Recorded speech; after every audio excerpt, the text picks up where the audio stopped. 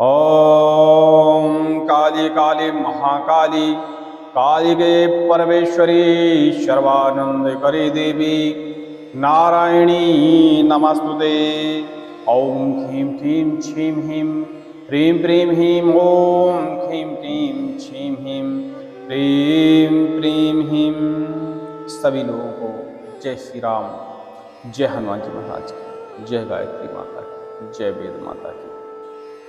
इस कराल काल कलयुग में लोग भूत प्रेत पिशाच दैत्य दानव चलाई गई विद्या मरण मूठ वशीकरण उच्चाटन जिंद तरह तरह की प्रेत बाधाओं से तरह तरह की तंत्र बाधाओं से परेशान। आज हम कुछ अलग और अनोखा उपाय आपको अपने इस वीडियो में बताने वाले हैं, जो कि 100% कारगर उपाय है। यदि आप किसी ज्ञानी से इस उपाय के बारे में पूछेंगे तो वह जरूर इस उपाय की जानकारी आपको देगा। खासकर पुराने लोग जो होते हैं, जो इस उपाय के बारे में जानते हैं, वो इसकी मर्यादा को भी और इस उपाय की शक्ति को भी जानते हैं। यह बहुत शक्तिशाली उपाय माना जाता है। गायत्री मंत्र के बारे में आपने अक्सर सुना होगा, जपा भी होगा, पढ़ा होगा, और ये भी जानते होंगे कि गायत्री मंत्र बहुत ही तेजमयी मंत्र माना जाता है। ऐसा कोई कार्य नहीं है जो गायत्री मंत्र का साधक कर ना पाए। बस गायत्री मंत्र में पूरे विधि विधान की जरूरत पड़ती है। यदि आप गायत्री धारक हैं या गायत्री पढ़ने का आपको अधिकार प्राप्त है, आपका जनेऊ संस्कार हो गया है, आपके गुरु ने आपको गायत्री जपने का अधिकार या आदेश दिया है, तब तो आप इस विधि को कर सकते हैं। और आपको यदि ऐसा कोई अधिकार प्राप्त नहीं है तो पहले अपना एक उचित गुरु देखें जो आपको जनेऊ संस्कार कराए। इसके अलावा आपको गायत्री प्रदान करे, गायत्री जप करने का आपको अधिकार प्राप्त हो। यदि यह सारी चीज़ें आपके लिए संभव नहीं है तो यह क्रिया जो हम आपको बताने वाले हैं, किसी आप योग्य ब्राह्मण से भी करा सकते हैं। तंत्र बाधा कितनी गंदी मैली कुचैली या इसके अलावा भूत प्रेत पिशाच डाकनी साकनी यक्षिणी यहाँ तक कि नागों की बाधा जिंद बैतालों की बाधा क्यों ना आपके घर में हो, उससे आपको मुक्ति निश्चित तौर पर मिल जाएगी। और यह आजमाया हुआ प्रयोग है, मतलब इस प्रयोग से विफल होने के चांस बिल्कुल नहीं है। मतलब यह प्रयोग यदि आप करवाते हैं तो यकीन मानिए कि आपकी सभी प्रकार की बाधाओं की समाप्ति हो जाएगी। गायत्री माता के बारे में सब परिचित ही हैं, उनका विधि विधान बताने की हमें आवश्यकता नहीं है। सीधा हम मंत्र की ओर ले चलते हैं। यदि आप भी मैली कुचैली गंदी बाधा प्रेत पिशाच की बाधा से पीड़ित हैं तो यह उपाय आप बड़े ध्यान से सुनिए, बारीकी से सुनिए, और पूरा उपाय स्वयं करने का प्रयास यदि कर सकते हैं तो करिए। यदि आप जनेऊ संस्कार आपका हो गया है, आप अपने गुरु से पूछ लीजिए कि आपको गायत्री जपने का अधिकार है कि नहीं है, क्योंकि हर व्यक्ति को गायत्री जपने का अधिकार नहीं होता है। तो आप ये अपने गुरु से पूछ लें, और आपको नहीं है अधिकार तो फिर आप किसी योग्य ब्राह्मण से यह क्रिया करवाएं, उसे यह पूरा वीडियो दिखाएं और स्वयं विधि के अनुसार आप यह विधि करवाएं तो निश्चित ही मानिए प्रेत पिशाच की बाधा, क्योंकि लंबे समय से जब प्रेत पिशाच की बाधाएं होती हैं तो आप इतने परेशान हो जाते हैं भटक भटक के कि आपका आत्मबल पूरा खत्म हो जाता है। अब फिर आप सोचने लगते हैं कि इस दुनिया में अब कहीं भी उपाय नहीं है, लेकिन ऐसा नहीं है। हर परेशानी का उपाय कहीं ना कहीं होता है। जरूरी नहीं है कि उस परेशानी का उपाय आपको हमारे पास मिल जाए, या हो सकता है किसी और के पास मिल जाए। हमारे पास ना हो तो ऐसा नहीं है किसी और के पास नहीं होगा, किसी न किसी के पास आपकी परेशानी का हल जरूर होगा। जब परेशानी है तो उपाय उसका होगा, बस आप सही जगह तक पहुंच नहीं पा रहे हैं या भटक रहे हैं, आपका सही मार्गदर्शन नहीं हो पा रहा है। तो वीडियो पे पूरा बने रहिए, पूरी विधि ध्यान से सुनिए। यह सिर्फ एक गायत्री मंत्र के ऊपर निर्धारित एक विशेष विधि है। इस विधि विधान से आप किसी भी प्रकार की प्रेत पिशाच बाधाओं को समाप्त कर देते हैं। पहले हम गायत्री मंत्र के बारे में थोड़ी सी जानकारी आपको दे देते हैं। गायत्री मंत्र के साधक का मन बड़ा पवित्र होता है। हाँ, थोड़ा सा क्रोध किसी किसी व्यक्ति में हो जाता है, क्योंकि जिनके खून में थोड़ा सा गर्मी होती है और प्रकृति जिनकी गर्म होती है, वो लोग गायत्री मंत्र का जाप करते हैं तो उनके मन में हमेशा क्रोध भरा हुआ रहता है और शरीर पे अनावश्यक तेज उभर के आ जाता है, जो कि अच्छा नहीं होता। तो ऐसे लोगों को थोड़ा सा गायत्री का जप करना चाहिए, लेकिन विधि विधान थोड़ा सा चेंज करना चाहिए। जैसे गायत्री मंत्र का जप करते हैं तो किसी ठंडे स्थान में जप करें, ताकि शरीर और गायत्री मंत्र की गर्मी आपके शरीर में महसूस हो जाए और आपके शरीर का तेज उतना ज़्यादा ना हो, ताकि आपको क्रोध ना आए। बहुत सारे उपाय हैं। गायत्री मंत्र जप करने के बाद अपने मन को ठंडा करने के लिए माथे पर ठंडा कपड़ा पानी में भिगोकर रखना चाहिए। ऐसा करने से सारी ऊर्जा हमारी कोशिकाओं में समा जाती है और हमको क्रोध निकल के नहीं आता है। ये तो गायत्री मंत्र की बात। हर किसी के साथ ऐसा नहीं होता, किसी किसी साधक के साथ ऐसा होता है, सबके साथ नहीं होता, तो परेशान होने की जरूरत नहीं है। अब लोग कहेंगे कि क्या गायत्री मंत्र नुकसानदायक है? गायत्री मंत्र बिल्कुल नुकसानदायक नहीं है।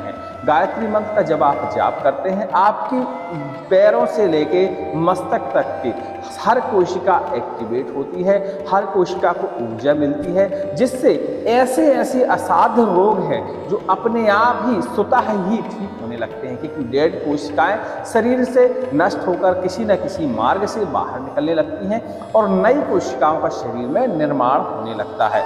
आपने कई बार सुना होगा कि मंत्र तंत्रों से इलाज होता है, तो बिल्कुल है, मंत्र तंत्रों से श्रवण करने से इलाज होता है, क्योंकि मंत्रों में एक अलग तरह की एनर्जी, अलग तरह की तरंग जो कि हमारे कानों के माध्यम से हमारे मस्तिष्क में प्रवेश करती है और मस्तिष्क में प्रवेश करने के बाद वो एक कोशिका को, शरीर में जो पीड़ित कोशिका है उसको एक सिग्नल भेजती है, जिससे या तो वो कोशिका पुनः अपने आप को ठीक करती है या वह डेड होकर शरीर के किसी मार्ग से बाहर निकल जाती है और उसकी जगह नई कोशिका का जन्म होता है और धीरे धीरे हमारे शरीर ठीक होने लगता है। चलिए अब हम आपको विधि विधान की ओर ले चलते हैं। पहले तो गायत्री मंत्र को पूरी तरह कंठस्थ करिए, शुद्ध करिए।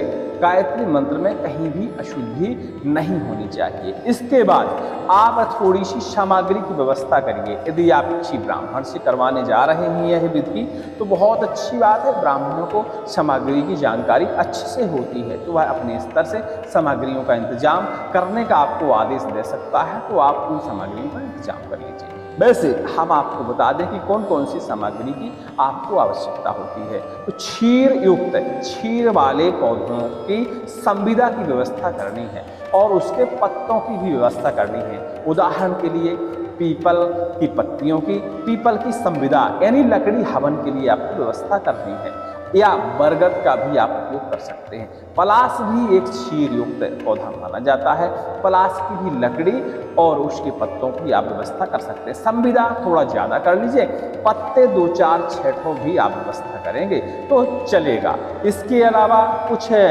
पुष्पों की और कुछ औषधियों की आपको आवश्यकता पड़ेगी, जैसे गुलाब, मालती, बिल्वपत्र, विष्णुकांता, सहदेवी, धान अक्सर आपके यहाँ मिल जाती है।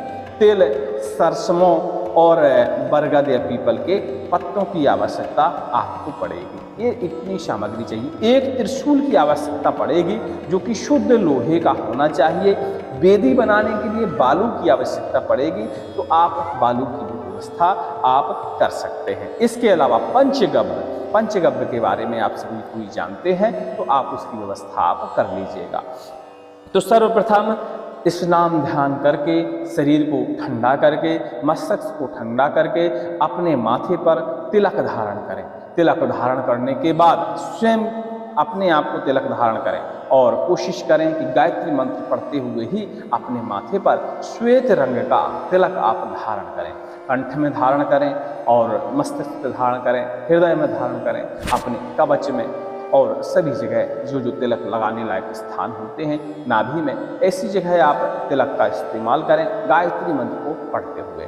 इसके बाद आप तुलसी की माला या रुद्राक्ष की माला का जप करने के लिए उपयोग करें। यदि आपके घर में निकृष्ट नीच टाइप की बाधाएं हैं, आपको ऐसा समझ में आ रहा है लक्षण ऐसी बाधाओं के हैं, तो आप रुद्राक्ष की माला का प्रयोग करें। और आप अनभिज्ञ हैं कि हमारे घर में कौन सी बाधा है, नहीं जानकारी या उसके लक्षण साफ तौर पर निकलकर सामने नहीं आते हैं, तो आप तुलसी की माला का प्रयोग कर सकते हैं। हमने बताया स्नान ध्यान करने के बाद अपना एक उचित आसन, जो कि धातु का नहीं होना चाहिए, विद्युत का कुचालक आसन होना चाहिए, ऐसे आसन की आप व्यवस्था कर लीजिए। जैसे कि कम्बल ले सकते हैं या कोई ऐसा वस्त्र है जो कि बहुत मोटा हो, और आप यदि बैठें तो आपके शरीर में यदि कोई विद्युत प्रवाह करी जाए तो वो जमीन से अर्थ ना हो पाए, तो ऐसा कोई आसन आप ग्रहण करें। सर्वप्रथम माला का पूजन करें, और माला का पूजन करना बहुत ही आसान है। कुशा का इसमें विशेष महत्व है, तो कुशा का इंतजाम आप कर लीजिए।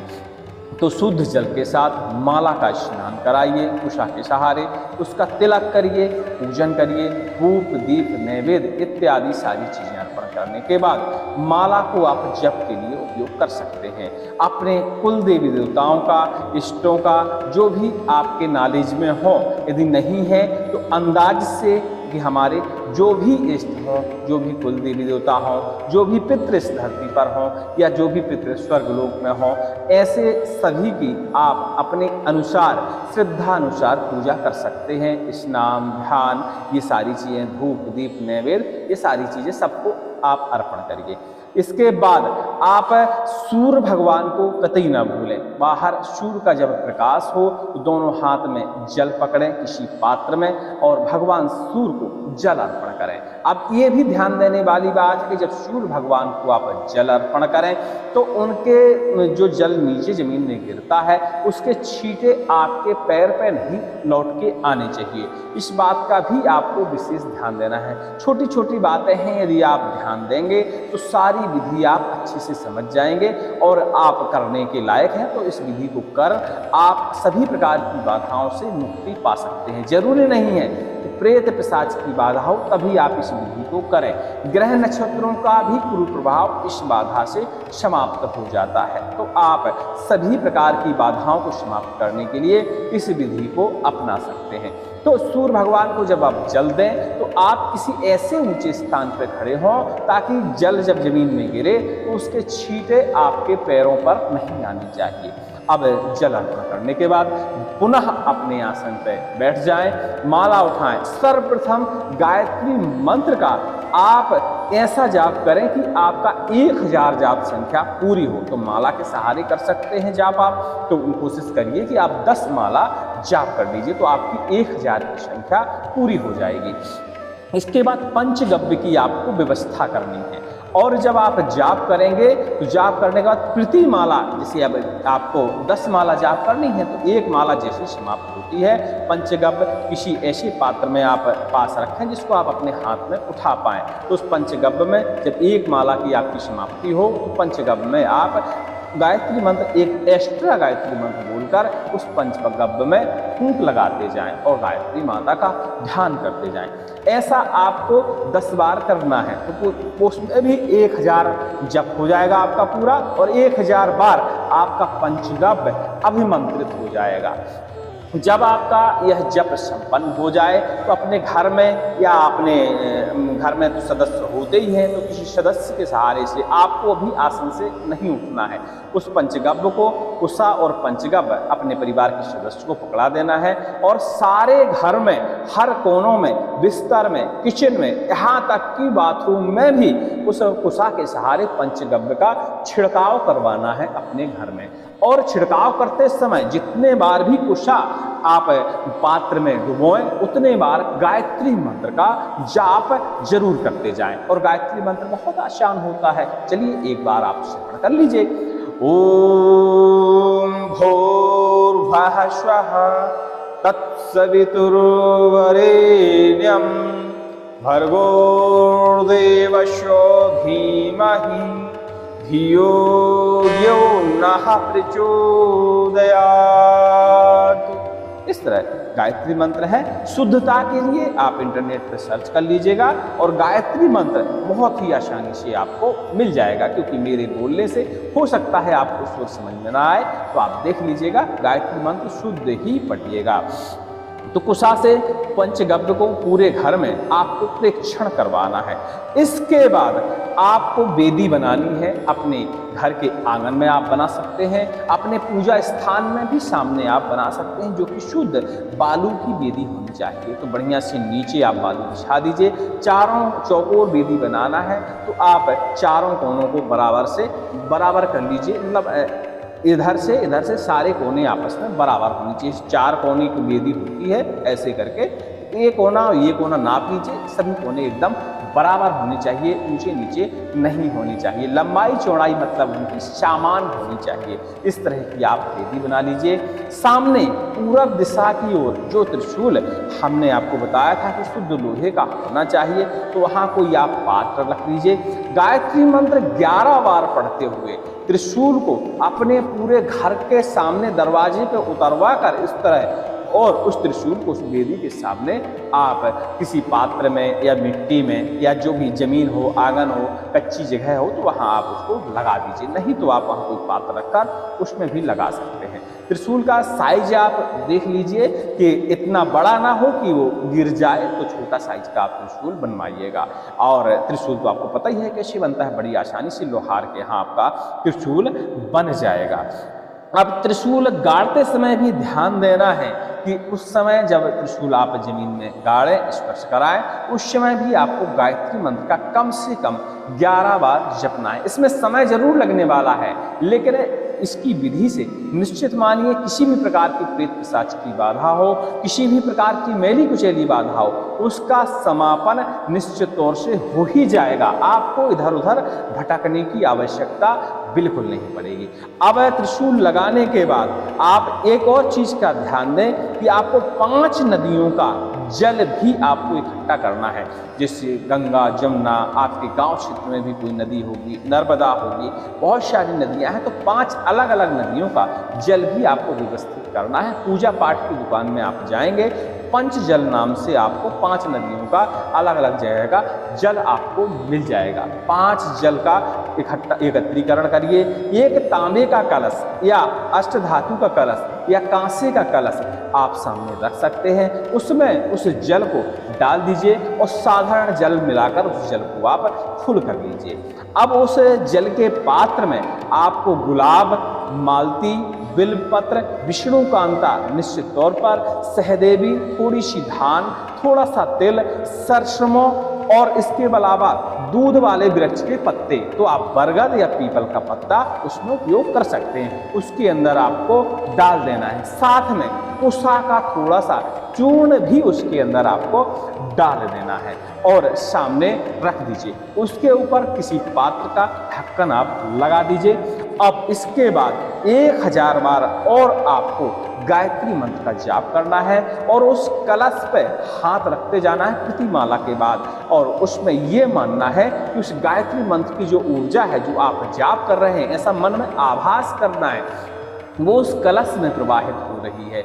ऐसा आप 1000 बार और जाप करिए। तो इसमें आपको सारी क्रिया करने में आधे दिन का पूरा समय लगने वाला है। तो जिस दिन यह क्रिया आप करने वाले हों, वैसे तो रविवार को करनी चाहिए, किसी भी रविवार को आप कर सकते हैं, नहीं तो रविवारी अमावस्या आपको मिल जाती है, तो इससे उत्तम और तिथि इस विषय के लिए और कोई नहीं हो सकती। हाँ, नवरात्रों में यह विधि आप किसी भी दिन कर सकते हैं, चाहे रविवार हो, सोमवार हो, मंगलवार हो, बुधवार हो, उससे फर्क नहीं पड़ता है। लेकिन आम समय में आप रविवार के दिन करें तो अति उत्तम मानी जाती है। तो नवरात्रें देखिए साल में 3-4 बार आती हैं, क्योंकि चैत्र नवरात्रि, गुप्त नवरात्रि और इसके अलावा कुंवार की नवरात्रि, तो उसमें इंतजार वाला काम हो जाता है। तो आप किसी भी रविवार के दिन चुन सकते हैं, और रविवारी अमावस्या आपको आसपास दिखे तो उससे उत्तम तो होता ही नहीं कुछ है, उस दिन आप इस क्रिया को करें। तो जितने बार आप माला आपकी संपूर्ण हो, एक माला, तो उस जल को स्पर्श करें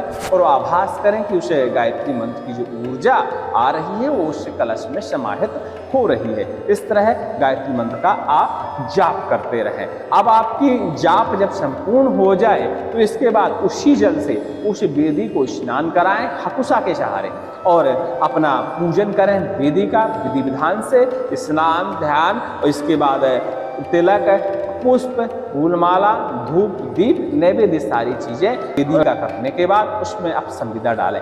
संविदा भी हमें क्षीर युक्त पौधे की ही लेनी है, जिसमें दूध निकलता हो, ऐसे पौधे की ही संविदा का प्रयोग करना है। तो ऐसे पौधे हमने शुरुआत में ही आपको बता दिए हैं। बरगद, पीपल, पलाश से क्षीर युक्त पौधे माने जाते हैं, तो इनकी आप संविदा तीनों की भी ले सकते हैं, और तीनों की उपलब्ध नहीं है तो एक वृक्ष की भी आप संविदा ले सकते हैं। पर्याप्त संविदा रखकर कपूर लगाकर आप उसमें अग्नि प्रज्वलित करें, और अग्नि प्रज्वलित करते समय अग्निदेव का ध्यान भी करें।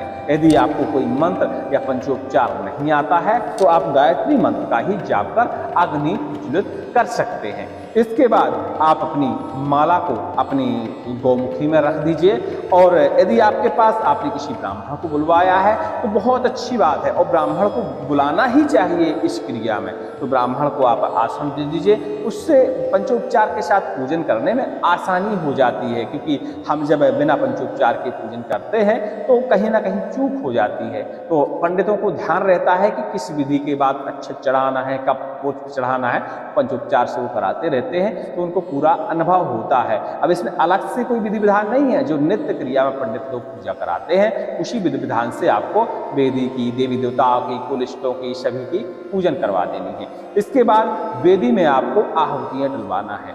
गायत्री मंत्र से तो डलवानी ही है आपको 108 आहुतियाँ, बाकी अपने कुल देवी देवताओं के नाम, पितरों के नाम, इसके अलावा जो भी संभवतः आप इष्टों के नाम जानते हैं, यदि आप स्वयं कर रहे हैं तो उनके नामों की आप उसमें आहुतियाँ डाल सकते हैं। ऐसा कोई वो नहीं है कि आप किसी की आहुति छोड़ दें, किसी की न डालें। आप सभी देवी देवताओं की 11-11, 5-5, 51-51 अपने समय अनुसार उसमें आप आहुतियाँ डाल सकते हैं। लेकिन गायत्री मंत्र की 108 आहुतियाँ पूरी ही डालनी है। हवन सामग्री के साथ घी युक्त हवन सामग्री होनी चाहिए। जब आपका हवन संपूर्ण हो जाए तो उसके बाद आपको वेदी को बढ़िया प्रणाम करना है, वेद माता गायत्री को भी प्रणाम करना है, और अब वेदी से थोड़ी सी भस्मी लेकर अपने माथे पर तिलक करना है, और थोड़ी सी भस्मी लेकर जो हमने पात्र रखवाया था जल का, पंच नदियों का पंचजल, उसी में थोड़ी सी भस्मी डाल देना है। इसके बाद आप प्रणाम करिए, अपने आसन के नीचे जल छिड़काव करिए और उससे अपने माथे पर तिलक करिए। शांति पाठ करवाइए, नहीं तो स्वयं भी शांति पाठ करिए। शांति पाठ नहीं आता है तो क्षमा याचना करिए। वैसे शांति पाठ बहुत आसान होता है, इंटरनेट पर सर्च करेंगे तो आपको मिल जाएगा आसानी से। अब अपना आसन आप छोड़ सकते हैं। अब आप ये देखिए कि आपके घर में रोगी कितने हैं, तो सभी रोगियों को थोड़ा थोड़ा सा जल पान करवा दीजिए, और इसके अलावा बचे हुए जल को आप अपने घर में छिड़काव कराइए। इसके अलावा आप उसके अलावा भी थोड़ा सा जल बचेगा जरूर, तो घर में कहीं तुलसी का आपके यहाँ वृक्ष लगा हो तो उस तुलसी के वृक्ष में डाल दीजिए। अब आपको ध्यान देना है कि प्रतिदिन आधा पत्ता तुलसी का नित्य प्रतिदिन आपको सेवन करना शुरू करना है। उसे जल आपने डाला था तो वह ऊर्जा तुलसी में प्रवाहित हो जाती है। ध्यान दीजिएगा, जो पंच नदियों का जल था उसको आपने गायत्री मंत्र से भी अभिमंत्रित किया है। हवन सामग्री, हवन की भस्मी भी उसमें आपने उपयोग करी है, तो सारी ऊर्जा उस जल में ही है। उस जल को हम तुलसी के पौधे में डालेंगे तो वो सारी ऊर्जा तुलसी के पौधे को मिलेगी, और उस पौधे के जरिए उसके पत्तों में भी आएगी, और उन्हीं पत्तों का हमको प्रतिदिन आधा पत्ता सेवन करना शुरू करना है। जो भी हम भोजन बनाते हैं उस भोजन में भी आधा पत्ता हमें तुलसी का डाल देना होता है, तो ऊर्जा हमारे घर में संपूर्ण हो जाएगी। मतलब संपूर्ण घर में सिर्फ गायत्री ऊर्जा, तेजमयी ऊर्जा रहेगी। तो नकारात्मक शक्तियां किसी भी प्रकार की हो, उनका समापन अपने आप ही हो जाता है, बताया जाता है। और इस मंत्र का और इस विधि का परीक्षण भी बताया जाता है कि चाहे प्रेत पिशाच कितना नीच क्यों ना हो, इस विधि के द्वारा आपके पूरे घर को पवित्र कर दिया जाता है। बाकी और इसकी अधिक जानकारी के लिए आप हमें टेलीग्राम में संपर्क कर सकते हैं और किसी आप उचित ब्राह्मण से मिलेंगे तो यह विधि वह अच्छे से करवा देगा, तो बहुत अति उत्तम रहेगा। क्योंकि देखिए तंत्र मंत्र बहुत होते हैं, तंत्र मंत्रों की विधियां भी कठिन होती हैं और उनको करने में कई बार नुकसान भी होता है, कई बार फायदा भी होता है, लेकिन इस विधि में नुकसान की गुंजाइश 0 है और फायदा 100% है। मतलब आपके पूरे घर से नकारात्मक ऊर्जा का वास खत्म हो जाएगा।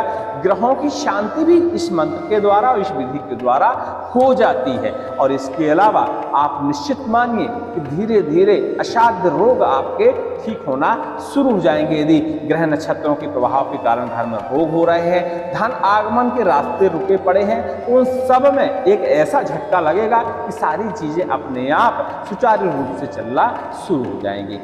हमें यकीन है कि आप इस विधि को अच्छे से समझ गए होंगे और विस्तार से अधिक जानकारी से या कहीं कोई भी बात हम बताना भूल गए हैं, कोई बात आपके समझ में नहीं आई है, तो आप फोन लगाकर या टेलीग्राम के माध्यम से हमसे संपर्क कर लीजिएगा। वैसे किसी गायत्री परिवार के व्यक्ति से आप मिलेंगे तो वह विधि अच्छे से करवा देगा, या किसी ब्राह्मण को भी यह वीडियो आप दिखाकर इस विधि को करवाएंगे तो भी वह विधि अच्छे से कर देगा। अब इसके बाद सारी क्रियाएं संपन्न होने के बाद आपको चांदी का, सोने का या तांबे का कोई अंगूठी या कोई ताबीज ऐसा आप बनवा लीजिएगा जिसमें छेद ना हो, छेद रहे तो। अंगूठी में कोई कंकड़ लगवाते हैं तो उसमें छेद माना जाता है, तो प्लेन अंगूठी आप इस तरह की बनवा सकते हैं जिसमें कहीं कट ना हो, ज्वाइंट बराबर हो। और इस अंगूठी को उसी जल में आप वाहित कर सकते हैं। शुरुआत में ही जो पंचजल हमने बताए थे उसी में आप शुरुआत में ही डाल सकते हैं, और जब आपकी क्रियाएं सारी संपन्न हो जाए तो ये अंगूठी निकालकर अपनी इस उंगली में आप धारण भी कर सकते हैं। तो ऐसा करने से आपके मन से लेकर शरीर से लेकर सारी जगह सिर्फ सकारात्मक ऊर्जा बहेगी, नकारात्मक ऊर्जा का बहना बंद हो जाएगा। आप उम्मीद करते हैं कि सारी विधि आप समझ गए होंगे। सभी को जय श्री राम, जय हनुमान जी महाराज की। और गायत्री मंत्र नित्य प्रतिदिन आप जपना शुरू कर दीजिए यदि आप गायत्री मंत्र के पात्र हैं तो। क्योंकि क्या है कि गायत्री मंत्र तभी इफेक्टिव होती है जब हमारा विधि विधान से जनेऊ संस्कार हो गया होगा। जप तो एक बालक भी सकता है, 2 साल का, 5 साल का, लेकिन उतनी ऊर्जा नहीं मिल पाती जितनी इस मंत्र से मिलनी चाहिए। लेकिन आपके संस्कार यदि संपूर्ण है, जनेऊधारी आप हो गए हैं, तो फिर ऊर्जा आपको 100 में 100% मिलती है, जो ज़्यादा इफेक्टिव होती है। समझ आप हमारी बात को आप अच्छे से ही समझ गए होंगे। सभी को जय श्री राम, जय हनुमान जी महाराज। किसी का कोई सवाल हो तो कमेंट के माध्यम से पूछ सकते हैं।